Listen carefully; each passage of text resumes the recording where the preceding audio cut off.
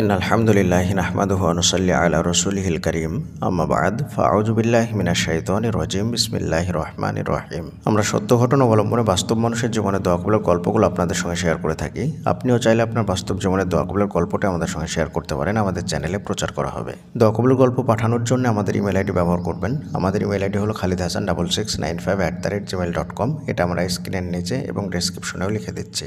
আজকের এই দোয়া কবুলের গল্পটি একজন বোনের দোয়া কবুলের গল্প, আর এই গল্পটি এত সুন্দর একটি দোয়া কবুলের গল্প যেটা শোনার পরে আশা করি ইনশাআল্লাহ আপনাদের আল্লাহর প্রতি বিশ্বাস আরও অনেক গুণ বেড়ে যাবে এবং দোয়ার প্রতি আরও আগ্রহ বেড়ে যাবে। তো চলুন গল্পটি শুরু করা যাক।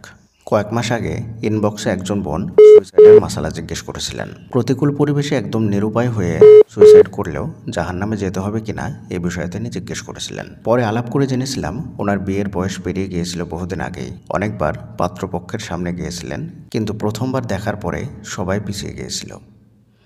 লাস্ট কয়েক বছরে উনি বিয়ের আশাটাও ছেড়ে দিয়েছিলেন, চাকরির চেষ্টা করেছিলেন, কিন্তু সেটাও হয়নি। আত্মীয় স্বজন পরিবারের মানুষের তীব্র কটু কথা আর অসভ্য আচরণ সহ্য করতে না পেরে উনি সুইসাইডের কথা ভাবছিলেন।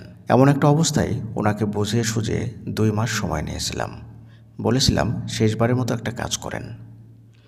আগামী 2টা মাস প্রতিদিন 3 থেকে 4 হাজার বার ইস্তেগফার করবেন এবং 3 থেকে 400 বার দরুদ ইব্রাহিম পড়বেন।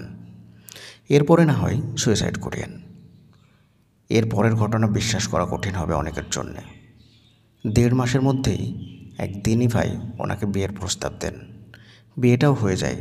সে ভাইয়ের বয়স আবার বেশ কয়েক বছর কম ছিল ওনার চেয়ে। এখন সেই বোন তার সন্তান স্বামী নিয়ে বেশ ভালোই আছেন। দরুদ, ইস্তেগফারের আমল, এমন আরও কিছু ঘটনার সাক্ষী আমি, আলহামদুলিল্লাহ। প্রিয়দিনী ভাই এবং বোনেরা, এটাই ছিল দোয়া কবুলের গল্প।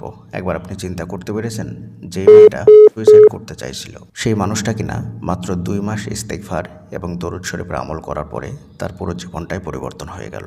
আমাদের এই চ্যানেলে যত দোয়া কবুলের গল্প আছে তার মধ্যে আপনি 95% দোয়া কবুলের গল্প এমন পাবেন যেগুলো দরুদ শরীফ এবং ইস্তেগফারের মাধ্যমে তাদের জীবনটাই পরিবর্তন হয়ে গেছে। অনেকের কত কঠিন কঠিন দোয়া যে আল্লাহ তাআলা কবুল করেছেন, যেটা আপনি কল্পনাও করতে পারবো না।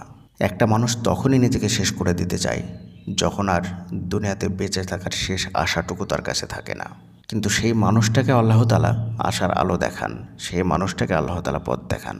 দরুদ শরীফ এবং ইস্তেগফার এমন একটা আমল, যে আমলটা করলে কখনো আপনি ব্যর্থ হবেন না, কখনো আল্লাহ তাআলা আপনাকে ফিরিয়ে দেবেন না। তাই দরুদ শরীফ এবং ইস্তেগফারের সঙ্গে আঠার মতো করে লেগে যান। উঠতে বসতে চলতে ফিরতে সব সময় দরুদ শরীফ এবং ইস্তেগফার। পরিশেষে আল্লাহ তাআলার নিকটে দোয়া করি, আল্লাহ তাআলা যেন আমাদের সকলের মনের ইচ্ছেগুলোকে পূরণ করে দেন। আমিন। আসসালামু আলাইকুম ওয়া রাহমাতুল্লাহি ওয়া বারাকাতুহু।